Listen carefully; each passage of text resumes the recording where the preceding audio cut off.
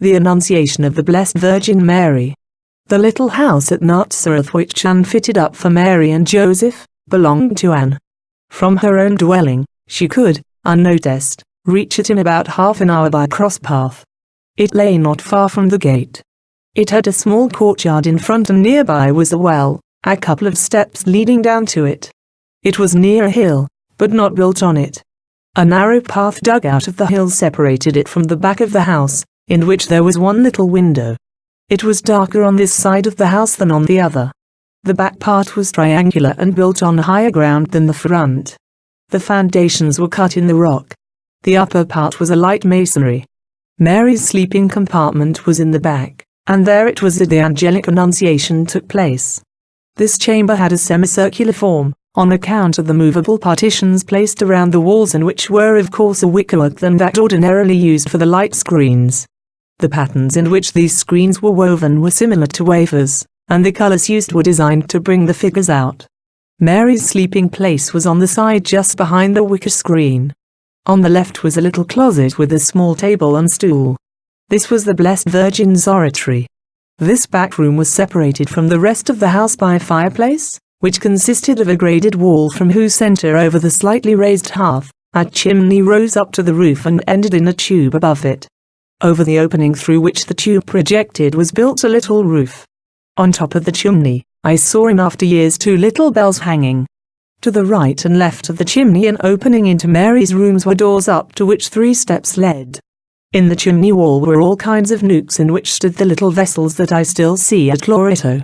Behind was a rafter of cedar wood, upon which the wall of the chimney rested. From this upright rafter ran a cross beam to the center of the back wall, and into this there were others dovetailed from the 2 side walls. These beams were of a bluish cast with yellow ornaments.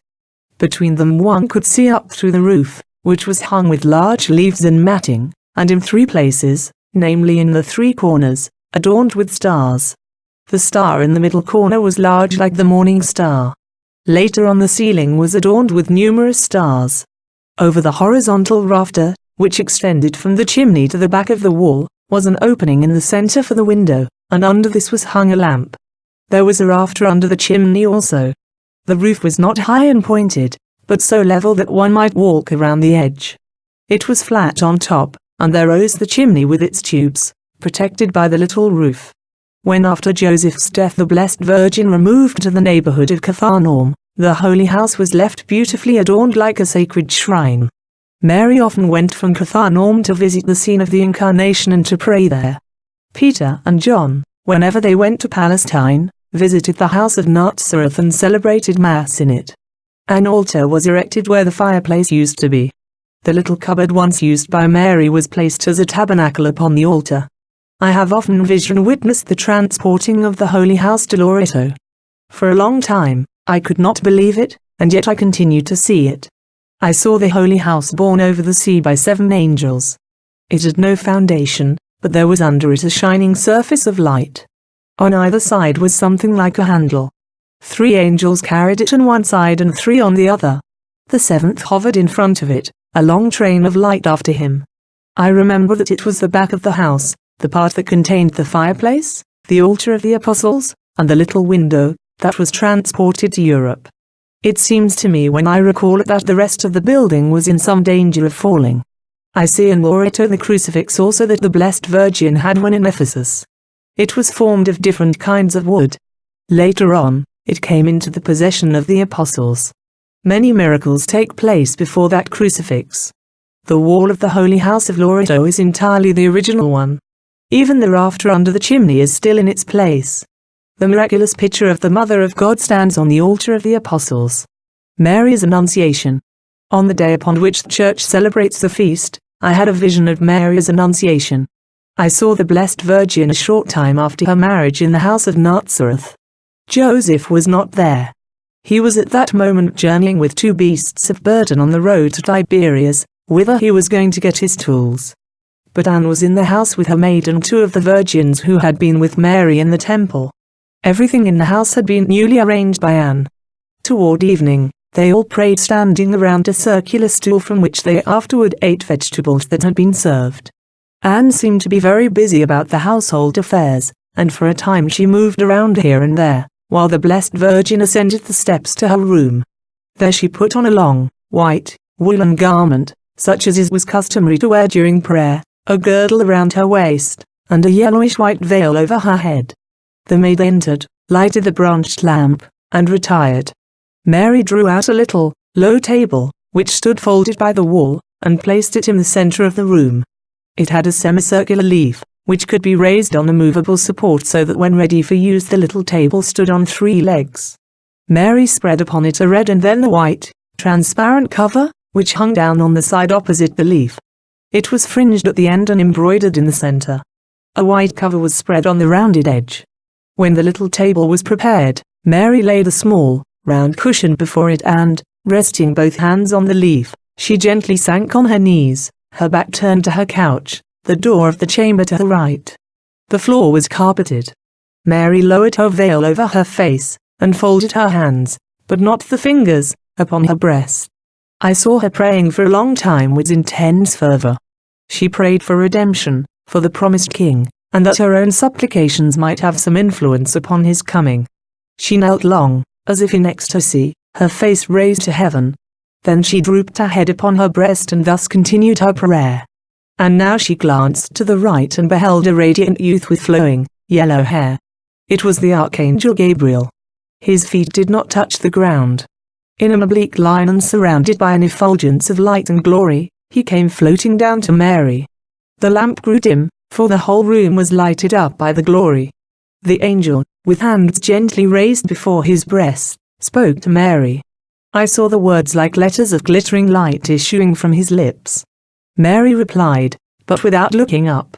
Then the angel again spoke and Mary, as if in obedience to his command, raised her veil a little, glanced at him, and said, "Behold the handmaid of the Lord. May it be done unto me according to thy word." I saw her now in deeper ecstasy. The ceiling of the room vanished, and over the house appeared a luminous cloud with a pathway of light leading up from it to the opened heavens. Far up in the source of this light, I beheld a vision of the most holy Trinity. It was like a triangle of glory, and I thought that I saw therein the Father, the Son, and the Holy Ghost. As Mary uttered the words, "May it be done unto me according to thy word," I saw an apparition of the Holy Ghost. The countenance was human and the whole apparition environed by dazzling splendor, as if surrounded by wings. From the breast and hands, I saw issuing 3 streams of light. They penetrated the right side of the Blessed Virgin and united into one under her heart. At that instant Mary became perfectly transparent and luminous. It was as if opacity disappeared like darkness before that flood of light. While the angel and with him the streams of glory vanished, I saw down the path of light that led up to heaven, showers of half-blown roses and tiny green leaves falling upon Mary. She, entirely absorbed in self, saw in herself the incarnate Son of God, a tiny, human form of light with all the members, even to the little fingers perfect. It was about midnight that I saw this mystery. Some time elapsed, and then Anne and the other women entered Mary's room, but when they beheld her in ecstasy they immediately withdrew. The Blessed Virgin then arose, stepped to the little altar on the wall, let down the pitcher of a swathed child that was rolled above it, and prayed standing under the lamp before it. Only toward morning did she lie down. Mary was at this time a little over 14 years old. An intuitive knowledge of what had taken place was conferred upon Anne. Mary knew that she had conceived the Redeemer, yes, her interior lay open before her, and so she already understood that her son's kingdom should be a supernatural one, and that the house of Jacob, the church, would be the reunion of regenerate mankind. She knew that the Redeemer would be the king of his people, that he would purify them and render them victorious, but that in order to redeem them he must suffer and die. It was explained to me likewise why the Redeemer remained 9 months in his mother's womb, why he was born a little child and not a perfect man like Adam, and why also he did not take the beauty of Adam in paradise. The incarnate Son of God willed to be conceived and born that conception and birth, rendered so very unholy by the fall, might again become holy. Mary was his mother, and he did not come sooner because Mary was the first and the only woman conceived without sin. Jesus when put to death was 33 years, 4 months, and 2 weeks old. I thought all the while, here in Nazareth, things are different from what they are in Jerusalem, There the women dare not set foot in the temple, but here in this church at Nazareth, a virgin is herself the temple and the Most Holy rests in her. Mary's Annunciation took place before Joseph's return. He had not yet settled at Nazareth when, with Mary, he started on the journey to Hebron. After the conception of Jesus, the Blessed Virgin experienced a great desire to visit her cousin Elizabeth. Amen.